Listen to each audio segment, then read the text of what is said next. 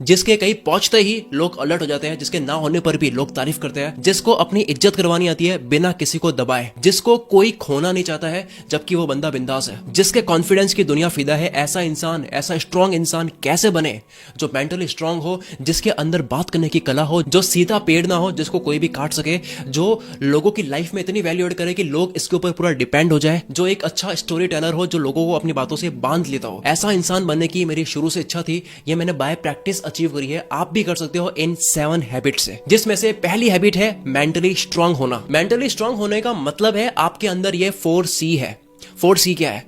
पहला C control. आप बाहर नहीं, अंदर की दुनिया, अपने दिमाग की दुनिया को कितना कंट्रोल करते हो। दूसरा C है कमिटमेंट। आप जो भी सोचते हो कि मुझे करना ही करना है, वो आप कितना करते भी हो, जिससे दिमाग में खुद की एक अच्छी इमेज बने कि मैं जो बोलता हूँ वो करता हूँ। तीसरा C है चैलेंज। कितने आप चैलेंज लेते हो, कितने वॉरियर मेंटेलिटी वाले आप हो। और आखिर में चौथा C है कॉन्फिडेंस। जो भी आप करते हो बिना डाउट में करते हो, जल्दी सीख लेते हो, जल्दी एग्जीक्यूट कर लेते हो। यही 4C पाने में लोगों के पसीने छूट जाते हैं, लेकिन जो पा लेता है वो मेंटली स्ट्रांग होता है। इंसान 90% से भी ज्यादा दर्द अपने मेंटली वीक होने की वजह से फील करता है, बल्कि बाहर इतना दर्द होता नहीं है। मेंटली कमजोर होने की वजह से कई समझदार, होशियार, इंटेलिजेंट लोग पीछे रह जाते हैं। मेंटल टफनेस ना होने की वजह से वो बेवजह की बातों में उलझे रह जाते हैं, रोते रह जाते हैं। एमी मॉरिन का एक बड़ा ही फेमस आर्टिकल है 13 वो चीजें जो मेंटली स्ट्रांग लोग कभी नहीं करते हैं। इंटरनेट का ये काफी फेमस आर्टिकल है, 50 लाख लोगों ने इसको पढ़ा है, और 2017 में मैंने भी इसके ऊपर वीडियो करी थी। वो 13 चीजें हैं। मेंटली स्ट्रांग लोग अपने हालातों पे रोते नहीं है। ये लोग दूसरों को अपना कंट्रोल देते नहीं है, बदलाव से डरते नहीं है, जो बदल नहीं सकते उसको लेकर के वो रोते नहीं है, किसी को भी कुछ कहने से डरते नहीं है, रिस्क लेने से डरते नहीं है, अतीत को लेकर के रोते नहीं है, गलतियां रिपीट नहीं करते हैं, दूसरों की कामयाबी देखकर इनकी जलती नहीं है, फेलियर से ये रुकते नहीं है, अकेले होने से ये डरते नहीं है, किसी से ये लोग उम्मीद नहीं लगाते हैं, और सबसे आखिर में ये कुछ भी करते हैं हाथों हाथ रिजल्ट्स की उम्मीद नहीं रखते हैं। क्या आपके साथ में ऐसा होता है कि आप किसी को वक्त दे देते हो, उसके बाद में पछतावा करते हो, काश यार इस जगह में कुछ और कर लेता? तो ये मेंटली वीक होने की निशानी है। मेंटली स्ट्रांग लोगों को पता है कि उनको कहां वक्त देना है, कौन से कॉन्वर्सेशन का हिस्सा बनना है, कौन से प्रोजेक्ट का हिस्सा बनना है, कहां ना देना है, इनको आता है। मेंटली स्ट्रांग लोगों को अपनी बाउंडेशन, लाइन ऑफ कंट्रोल पता होती है। ये लोग पछतावा नहीं करते हैं और अपनी गिल्ट में नहीं रहते हैं कि यार काश मैं ऐसा कर लेता, मेरा वक्त बर्बाद हो चुका है, काश मैं वैसा कर लेता। इन लोगों का क्लियर कट एक आंसर होता है, ये खाना है या नहीं खाना है, जाना है या नहीं जाना है, क्योंकि ये लोग मेंटली स्ट्रांग है। मेंटली स्ट्रांग होने का एक सबसे बड़ा एग्जांपल ये है, ईगल 70 साल तक जिंदा रह सकती है उसके मेंटली स्ट्रांग होने की वजह से। 40 साल के बाद में हर ईगल को एक डिफिकल्ट डिसीजन लेना होता है। 40 साल के बाद में पंजे शिकार करने लायक नहीं होते हैं, कमजोर हो जाते हैं और लचीले नहीं होते हैं। तीखी और लंबी चोंच भी जो है वो काफी मुड़ जाती है, और पंख भी जो है वो मोटे हो जाते हैं 40 साल के बाद। हर ईगल के पास में ये ऑप्शन होता है कि या तो वो मर जाए 40 साल के बाद में, या फिर वो एक दर्द भरे बदलाव को एक्सेप्ट कर ले। वो दर्द भरा बदलाव क्या है? इस ईगल को 150 दिन तक पहाड़ पर जाकर तब तक अपनी चोंच को पत्थर से मारनी है जब तक उसकी चोंच निकल कर गिर ना जाए। जब पुरानी चोंच निकल कर गिर जाती है तब नई चोंच आती है, और नई चोंच से वो अपने पंजों को भी उखाड़ लेती है। जब पंजे उखड़ जाते हैं और नए आ जाते हैं तो पंजों से वो अपने पंखों को नोच लेती है, और इस तरह से चोंच, पंजे और पंख तीनों नए आ जाते हैं। 150 दिन का ये एक दर्द भरा सफर इनको देखना पड़ता है, लेकिन ऐसा करने से इनको एक नई जिंदगी मिल जाती है। बारिश के वक्त सारे पंछी डर कर अंदर चले जाते हैं, लेकिन ईगल जो है वो बादल के ऊपर उड़ता है। रेजिलियंस का बेस्ट एग्जांपल ये है कि टेरी फॉक्स को ऐसा कैंसर हुआ कि घुटनों तक पैर को काटना पड़ा, पर ये तब भी आर्टिफिशियल नकली पैर लगाकर 42 किलोमीटर मैराथन भागे। इसके बाद में कैंसर की बीमारी के रिसर्च के लिए इन्होंने $1 मिलियन रेज करने के लिए पूरे कनाडा में रनिंग की। लोगों ने पहले ध्यान नहीं दिया, लोगों ने पैसा नहीं दिया, पर ये भागते रहे। रोज 48 किलोमीटर ये दूरी तय करते हैं, 5374 किलोमीटर भागे। तब तक इनका कैंसर काफी फैल चुका था, इनको रुकना पड़ा, लेकिन तब तक $1.7 मिलियन इन्होंने रेज कर लिए, और 1981 तक इन्होंने $24 मिलियन डोनेट करने के लिए, कैंसर के इलाज के लिए इन्होंने इकट्ठे कर लिए। इसके अलावा कई एग्जांपल मैंने लिए हैं, जैसे कि स्टीफन हॉकिंग है, जिम कैरी है, Oprah Winfrey, Albert Einstein, Anthony Albanese, ऐसे कई एग्जांपल्स हैं। जेके रोलिंग के पास में पेपर्स तक नहीं थे हैरी पॉटर की स्क्रिप्ट लिखने के लिए, उस वक्त इन्होंने कैरी बैग पर अपनी स्क्रिप्ट लिखी थी। दुनिया भरी पड़ी ऐसे एग्जांपल्स है जहां ये मिलता है कि मेंटली स्ट्रांग होना ही हर वक्त काम आता है। स्ट्रांग लोग जो होते हैं वो फाइट करते हैं। रॉकी मूवी में सिल्वेस्टर स्टैलोन कहते हैं, it and about how hard you hit, it's about how hard you can get hit and keep moving forward. How much you can take and keep moving forward. That's how winning is done. But it ain't about how hard you hit. It's about how hard you can get hit and keep moving forward. How much you can take and keep moving forward. That's how winning is done. Elon Musk कहते हैं कि मेरे पास में 3 rockets fail होने की capital थी, जिसका मतलब ये है कि इनको भी पता था कि मैं फेल हो सकता हूँ। मेंटली स्ट्रांग लोगों की फेल होने की परिभाषा अलग होती है। मेंटली स्ट्रांग लोग 10,000 बार फेल होने के बाद भी कहते हैं कि मैं फेल नहीं हुआ हूँ, मैंने तो 9,999 रास्ते पता करे हैं जो काम नहीं करते हैं। ये लोग 1009 बार रिजेक्शन फेस करने के बाद भी कोशिश करते रहते हैं। फिर आता है नेक्स्ट पॉइंट, अटेंशन। आप उस इंसान को याद करो जो सबका ध्यान खींच लेता है, जो सबका दिल जीत लेता है। आपको मिलेगा ये लोग बात करते वक्त पूरे अटेंशन से बात करते हैं। ये लोग बार बार फोन चेक नहीं करते हैं। ये लोग बात करते वक्त इधर उधर नहीं देखते हैं। ये लोग बात के बीच में इररिलेवेंट बात अपनी घुसाते नहीं है।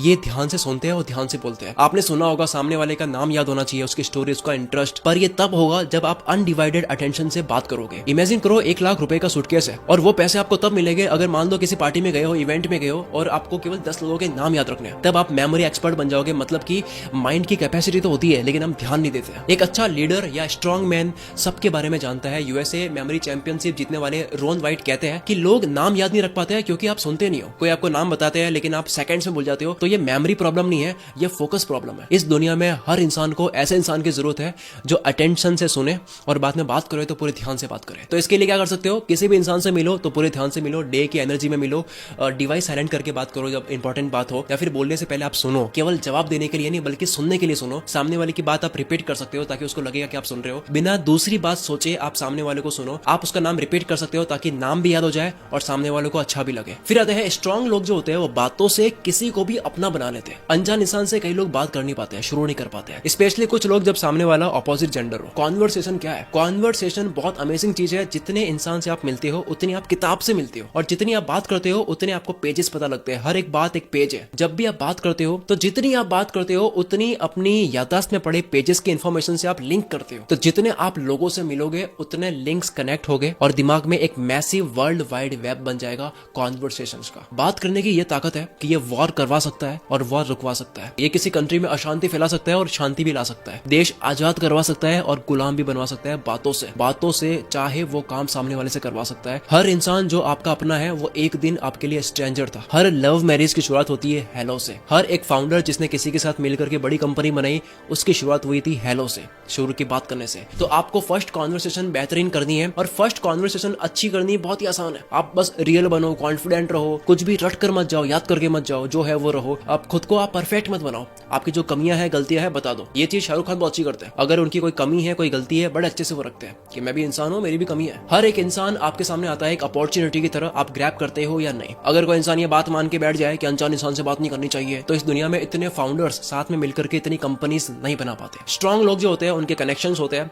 नेटवर्क बना पाते हैं। और नेटवर्क कैसे बनते हैं? जब आप बातें अच्छे से करते हो। इसलिए नेक्स्ट टाइम से आप इस वीडियो से ये लेकर जाना कि किसी भी इंसान से आप बात करना चाहते हो तो बोल दो। अगर आपको वाइब आती है बात करने की, बोल दो भाई क्या हाल है, भाई क्या आप यहीं रहते हो, क्या आपकी ये सिटी है, क्या आपका ये टाउन है, अरे भाई आप क्या करते हो, भाई आप ये काम करते हो, भाई आप वीडियो बनाते हो, भाई आपकी क्या बॉडी है, कब से जा रहे हो जिम। वैसे बॉडी का कॉम्प्लीमेंट फीमेल्स को नहीं देना अगर आप मेल हो। दिक्कत बस ये है कि हम कुछ कहना चाहते हैं, हमारे गले तक बात अटक जाती है। हम कहना तो चाहते हैं कि यार कह दो, स्टार्ट कर दो क्या बात, लेकिन हम बोल नहीं पाते हैं। बस बोल दो आप, ज्यादा से ज्यादा क्या हो जाएगा, या तो बात होगी बहुत लंबी या बिल्कुल ही नहीं होगी। वो सामने वाला मार थोड़ी देगा आपको। लोग मार खा के मुझे कमेंट में गालियां ना लिख दे। और अगर बात शुरू हो गई तो आपकी जिंदगी की एक नई किताब शुरू हो गई। अभी भी सब कुछ इंटरनेट पर नहीं है। आपको जो ऑफलाइन पता लगता है लोगों से मिलके, वो आपको ऑनलाइन नहीं पता लग सकता। जब आपके मुंह से फर्स्ट वर्ड निकल जाता है तब बात जाने में घंटों तक जाएगी, नहीं जाने में 2 सेंटेंस में रुक जाएगी। अब इतने समझदार तो आप हो ही कि सामने वाला बात आगे ले जाने में इंटरेस्टेड है या नहीं। बाकी अगर हद कर लेते हो तो वो आपका रिस्क है। फिर बात आती है इंग्लिश में बात करने की। लोग यहाँ पे वो अटक जाते हैं कि यार सामने वाला बड़ी सही इंग्लिश बोल रहा है, मैं बोल नहीं पाता। जब तक आप ये मान के बैठे हो ना कि यार इंग्लिश बहुत मुश्किल लैंग्वेज है, तब तक आप इसको सीख नहीं पाओगे। बहुत ही आसान है। जैसे आपने हिंदी सीखी है वैसे सीखनी है। बस ना किताब पढ़ के सीखोगे ना वीडियोस देख के सीखोगे, ये आप बोल कर ही सीखोगे। कई बार होता है ना कि चैटिंग कर सकते हैं, मूवीज देख सकते हैं इंग्लिश में, लेकिन इंग्लिश में बात नहीं कर पाते हैं। इसके लिए आपको देखो प्रैक्टिस में आना होगा। आपको एनवायरमेंट के अंदर आना होगा जहां पर लोग इंग्लिश बोलते भी है और सुनते भी है। तो इसके लिए आप दोस्तों को बोल सकते हो आज से हम इंग्लिश की डाइट लेंगे। इंग्लिश की डाइट लेने का मतलब ये कि आज से जो भी बात करेंगे हम इंग्लिश में करेंगे। एक एनवायरमेंट आप खुद से बना सकते हो। या फिर सोशल मीडिया में आप किसी फॉरेनर से दोस्ती कर लो, उससे बात करो इंग्लिश में। मैंने उनकी इंग्लिश काफी तेजी से अच्छी होती देखी है जो फॉरेनर्स के लिए काम करते हैं। उनके लिए digital marketing, video editing, management जो भी काम करते हैं, उनकी इंग्लिश काफी कम वक्त में सही हो जाती है क्योंकि वो रेगुलर बात कर रहे हैं। पर इसका भी सॉल्यूशन है। एक ऐप है जिसका नाम है कैमली। यहाँ पर आप क्या कर सकते हो, आप ऑनलाइन ग्रुप क्लासेस अटेंड कर सकते हो। उन स्टूडेंट से भी बात कर सकते हो जो आप ही की तरह इंग्लिश सीखने के लिए आए हैं। आप उनसे बात करो। आप इंग्लिश के ट्विटर से बात कर सकते हो कोई भी टॉपिक पर। वो आपको बताएगा कि आपकी इंग्लिश का लेवल क्या है, क्या गलतियां कर रहे हो, क्या चीजें है, वो आपको करेक्ट करेंगे। एक टेस्ट करने के लिए मैंने भी एक ट्विटर से इंग्लिश में बात करी, देखने के लिए कैसा ये काम करता है। Hello. Where do you live? I live in India. Oh, very good. Yeah. And how was your day today?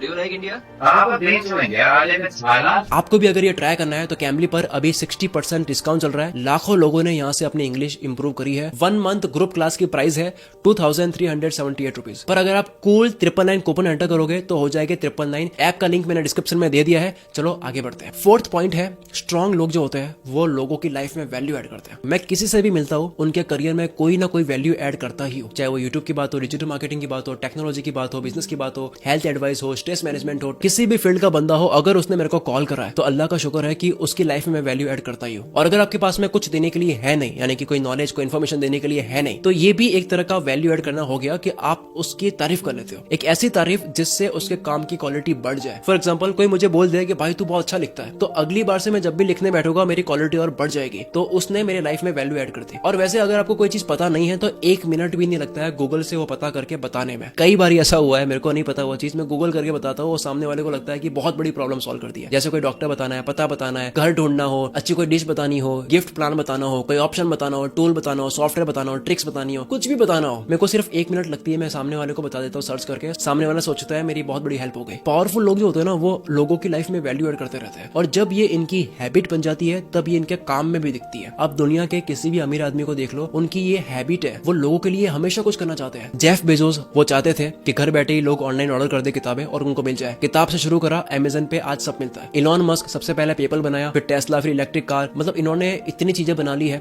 जो ह्यूमन के लिए एक रेवोल्यूशनरी प्रोडक्ट्स है। इनका वैल्यू ऐड करने का तरीका ये है कि इंसान की पूरी जिंदगी बदलना चाहते हैं। इसके अलावा मेरे पर्सनल फेवरेट स्टीव जॉब्स, इन्होंने एप्पल के प्रोडक्ट से लोगों की लाइफ में बहुत वैल्यू ऐड करी है। ये वैल्यू ऐड करना इनके अंदर होता है, तब जाकर के वो काम के अंदर भी दिख जाता है। और जब आप वैल्यू ऐड करते हो ना, तब ना केवल आप दूसरों के लिए अच्छा कर रहे हो, बल्कि आप अपने लिए भी अच्छा कर रहे हो। आपको एक फुलफिलमेंट वाली फील आती है, एक लगता है कि लोगों की हेल्प करिए। उसके बाद जो एक हैप्पीनेस फील होती है ना, वो और दूसरे काम से फील आप नहीं कर सकते। दूसरा, आपका पता लगता है कि यार आपकी पोटेंशियल क्या है, आप क्या दे सकते हो लोगों को, जिसके बाद में वो खुश रहते हैं। आप उसके अराउंड एक बिजनेस खड़ा कर सकते हो। कुल मित्र शुरू करने से पहले भी मेरे साथ होता था कि लोग कहते हैं यार तू बड़ा सही बात को समझाता है, तब जाकर के मेरे को लगा कि मेरे को चैनल स्टार्ट करना चाहिए। तीसरा है कि वैल्यू ऐड करने से आपकी वेल्थ बनती है, आपकी सक्सेस बनती है, आपकी हैप्पीनेस बनती है, आप अपनी लाइफ में आगे जाते हो। ज़िग ज़िगलर कहते हैं कि if you help other people get what they want, अगर आप लोगों की मदद करते हो जो उनको चाहिए, उसमें you will get everything what you need in life, आपको सब मिल जाएगा जो आपको चाहिए। वैल्यू ऐड करने के भी कुछ इफेक्टिव तरीके होते हैं जो आपको मैं अभी बताने वाला हूँ। आप सामने वाले के दिल में जगह बनाते हो जब उसकी लाइफ में सक्सेस की जगह बना लेते हो। वो तरीके क्या है? आप उनको स्किल्स याद दिला सकते हो कि भाई तू ये कर सकता है लेकिन कर नहीं रहा है, ये एक वैल्यू एडिंग है। आप उनको खुश कर सकते हो अगर आपका ह्यूमर अच्छा है। उनकी कोई प्रॉब्लम है जो बहुत बड़ी उनको लग रही है, उसको छोटी करके दिखा सकते हो। उनको कोई टास्क है जो बहुत डिफिकल्ट लग रहा है तो आसान करके बताओ कि भाई ये तो कुछ नहीं है, तो ज्यादा सोच रहा है। कोई चीज आपके सिखाने से उनकी लाइफ आसान हो जाती है तो आप उनको सिखा सकते हो। उनके हेल्थ, करियर, फैमिली की इनसिक्योरिटी के लिए वो क्या कर सकते हैं तो उनको याद दिला सकते हो कि भाई देख तू ये कर सकता है, तेरे को आता है लेकिन तू कर नहीं रहा है। फाइनेंस में आप सेविंग, इन्वेस्टमेंट की सलाह दे सकते हो जो वो जिंदगी भर याद रखेंगे। जैसे कि होता है ना, किसी के कहने पे लोग जमीन ले लेते हैं और उसकी प्राइस बढ़ जाती है तो वो कहते हैं भाई तूने बहुत सही सलाह दी थी। अगर आपका कोई ऐसा दोस्त है जिसका लुक अच्छा नहीं है तो आप उसको हेल्प कर सकते हो कि कैसे वो अच्छा दिख सकता है। अगर वो मीटिंग में जाता है तो कैसे जाना चाहिए, कैसे कपड़े पहनने चाहिए, कैसे बाल रखने चाहिए। जैसे कि पहले मैं ध्यान नहीं रखता था तो बड़े भाई ने मेरी लाइफ में ये वैल्यू ऐड करी कि उन्होंने मेरे को बताया कि कैसे कपड़े पहनने। आप उनकी अच्छी फोटो क्लिक कर सकते हो, एडिट करके उनको भेज सकते हो। जब मैं 10 साल पहले फोटोशॉप सीख रहा था तब रिलेटिव्स में काफी कपल्स की नई नई सगाई होती थी तो मैं ऐसे ही एडिट करके उनको भेज देता था। वैल्यू ऐड करने के लिए और क्या है, आप उनको वेबसाइट बता दो कोई, जिससे उनका काम आसान हो जाए। कोई टूल, कोई हैक। मुझे कोई इंसान आईटी से रिलेटेड दुनिया की कोई भी प्रॉब्लम लेकर आता है, सॉल्यूशन लेकर ही जाता है। अगर वो मुझे नहीं आता है तो मैं कॉन्टैक्ट से करवा लेता हूँ और इसी वजह से आईटी में मेरे बड़े अच्छे कॉन्टैक्ट्स हैं। वैल्यू ऐड करते हो, कॉन्टैक्ट्स बनते हैं, स्ट्रांग बनते हो अपने फील्ड में। आप लोगों को बेस्ट जगह बता सकते हो घूमने के लिए, फैमिली के साथ ट्रिप पे जाने के लिए, काफी जगह मूवीज बता सकते हो, सीरीज बता सकते हो। अगर कोई इंसान टेंशन में है तो उसको क्या देखना चाहिए, अगर उसको मोटिवेट होना है, अगर उसको रिलैक्स करना है, अगर उसको टाइम पास करना है, आप उनको मूवीज बताओ, सीरीज बताओ, जिसको देखकर वो आपको याद रखेगी यार क्या बताया है। ऐसा बहुत बारी हुआ है, मैंने कोई अच्छी मूवी बताई है, उनके लिए वो लाइफ चेंजिंग बनी है। एक अच्छी मूवी माइंड से चेंज कर सकती है। और ऐसे कही है, मेन मुद्दा यह है कि आपको लोगों की मदद करनी है ताकि लोग आपको छोड़े ना यार। स्ट्रांग लोगों को कोई छोड़ना नहीं चाहता क्योंकि ये हर वक्त काम आते हैं। अब आते हैं 5वें पॉइंट पर,